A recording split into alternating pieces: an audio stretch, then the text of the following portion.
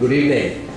Good evening and welcome to this convocation, and thank you to all the dignitaries on the dais for inviting me. It's definitely an honor. As I was coming inside the college, it sort of transported me back 27 years when I was in college, and I really wished that I was back in college. It's been a very interesting journey, and when Samir and Dr. Hoslekar told me I need to be the chief guest and actually address the students and the proud parents who are here, I was wondering what would I want to tell you, okay? Because it's very easy to write a big script of speech and then read it out. But it's important that my experience of the last 27 years in this industry and the life learning is something which probably would be very useful for you. We in fact did a research in the Asia Pacific, and we did between the different generations. And the situation today is that the generation gap arises every 5 years now. So, your attention span is less. And as I was mentioning to the management here, that it must be very difficult to keep up with the times because your needs are changing as students. So what I will do over the next few minutes which I have been allotted is, I will try to give you some of my experience when I started my career, and I heard that some of you have been working for some companies and you have started your career, and I think these are very important learnings. And what I discovered when I looked back 27 years, when I started, there were two very elderly people who were very close to retirement, and they told me, Suresh, these are the few things which are secret ingredients for success. And when I realized that these are two people who don't know each other, but both have been extremely successful, and there must be something in it, right? So what I will try to share with you, and when I look back now, these few things are extremely valid even now, okay? So what I will do is I will share some of these learnings, and I hope you will benefit from this as you move out of the room. I'm sure all of you must be relieved. You finished your course, your MBA is over, so no more learning.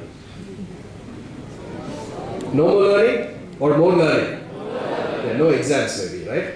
But in life, you never stop learning. And in fact, if you have been placed in some company, you need to make sure that you actually seek out learning. And you need to continue to learn throughout your life and seek out new challenges. So learning all your life and continuing to seek out learning, as my first manager told me, I can bring the glass of water to you, whether you drink it or not, it's your call. Right? So you need to make sure that you're completely cutting edge at every point in time, because you can be completely redundant. I'll give you an example of redundancy. When you went back 15 years back, if you wanted to create an artwork, you had these people who are artists, and they used to use a spray paint to create this artwork, A4 size artwork. And these people needed artistic skills to prepare the artwork. And what happened? If you didn't keep in touch with technology, today all these artworks are prepared using computers. And you think those computer operators are artists? They are not artists. So all those people who have not transited to the computer age at that point in time, they actually found that they did not have a job. So that's why it's very important to see what the environment is in the future and adapt yourself right now so that you can be in touch with the future. In fact, the companies which can consistently grow, you heard about good to great and all that stuff, but companies who have been consistently before the curve in terms of any kind of environmental change, these are people who have been using this simple, and I think there's a Harvard business paper on this called SAPE, Sensing, Anticipating, Planning and Executing Well in Advance. So they sense what's going to happen into the environment maybe 5 or 6 years down the line, and they start changing their organization right now. And that's true with individuals as well. It's not just with companies. It can change with companies as well. So you need to make sure that you're on the cutting edge and you're able to see into the future, what is it that I need to build today so that I'm relevant tomorrow. So I think that's a very important learning. The most fundamental thing which I learned from these two individuals who have been my mentors and who sort of shaped my philosophy of life is, there is no right way to do the wrong thing.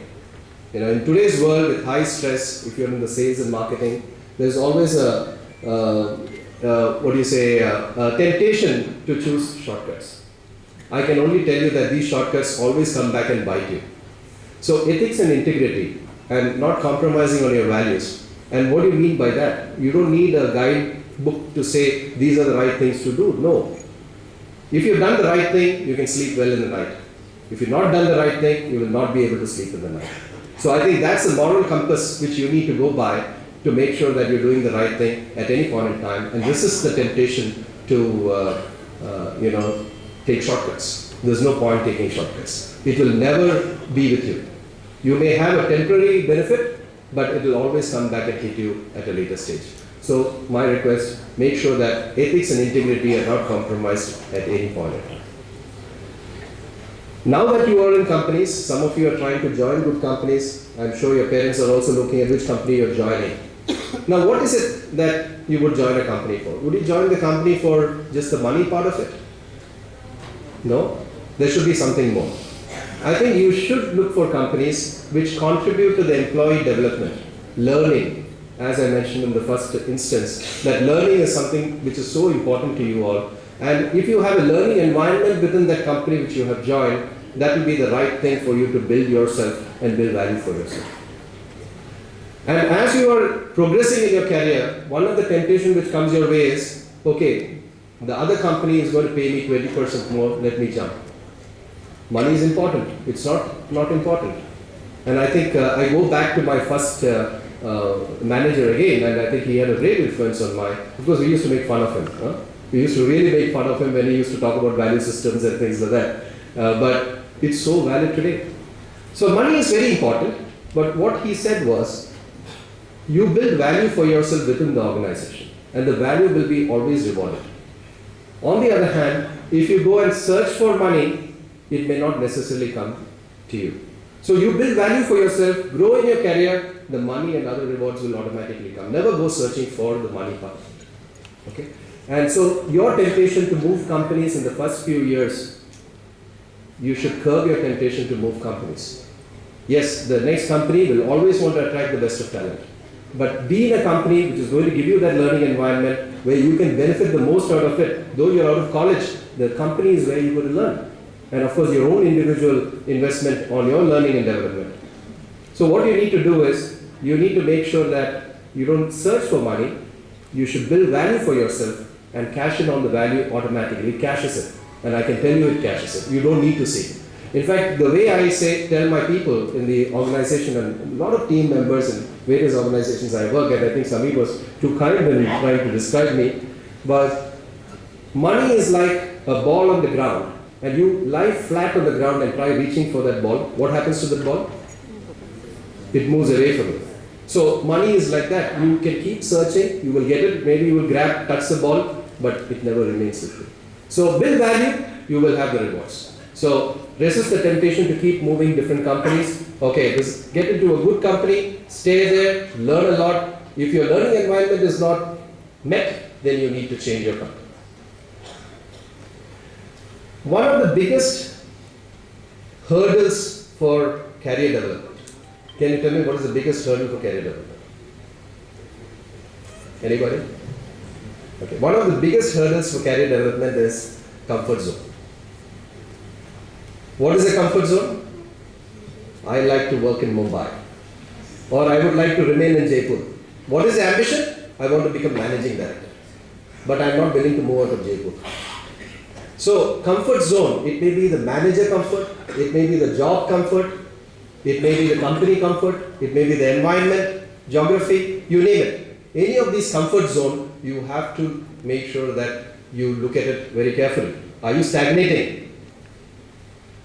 In fact, in Pfizer, I used to head the oncology. Oncology was part of my business.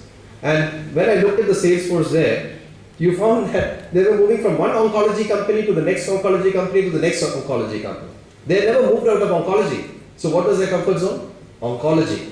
So what was that comfort zone which they had? Okay, I know these few hospitals and doctors, so that's my strength. But that's not. The strength which they possessed was the relationships which they could build. And if it is not oncology, they could build it in any other therapeutic area. So there's no reason why they need to be stuck in oncology all their life, and they never grew. So I used to say, get out of this. Oncology is not your life. Get into some other areas. Learn, experience. So this is one thing. Comfort zone is something which you will need to definitely focus on. And if you are able to address your fear of moving out of the comfort zone, I can really tell you that you can definitely progress in your career. If you are not able to move out of your comfort zone, you will get frustrated, you will stagnate, and you will find it very difficult for yourself to grow in the organization or the geography where you are. So you need to keep in mind, and you need to check for the indicators which shows that, okay, I'm stagnating, I'm not doing anything new, I'm doing the same thing over and over again, I'm not seeking out challenges.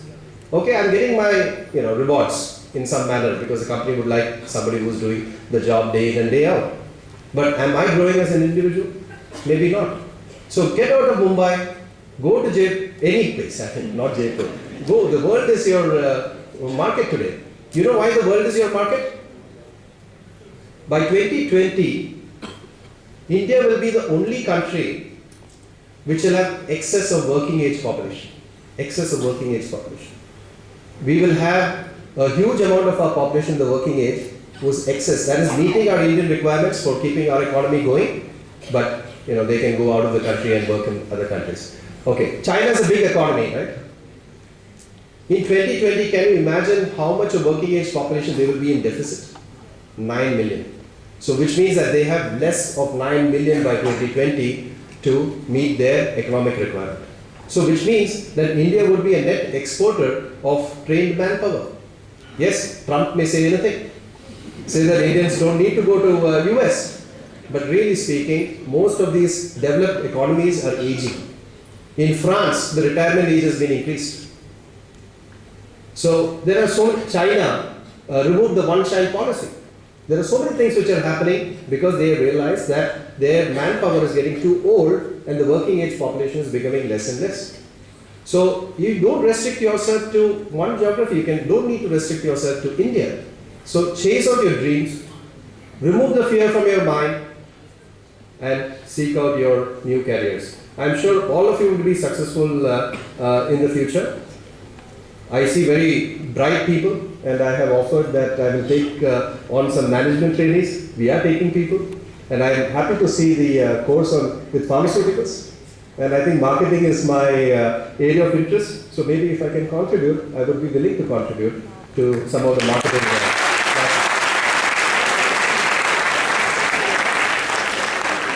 I would like to end my talk, and there are a lot of learnings, and I'm sure that we can continue all evening, and there will be a lot of evenings, a lot of learnings which will be coming, and I hope with these few things which I talked about, learning, don't stop learning, ethics and integrity, no compromise, moving out of your comfort zone, don't be frightful, fearful, and making sure that you continue to build value for yourself.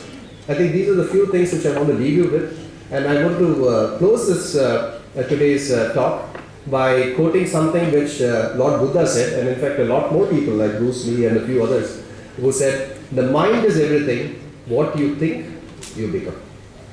What you think, you become. So, the world, what you have, your mind is empty, think, start thinking, and if you think, you will become.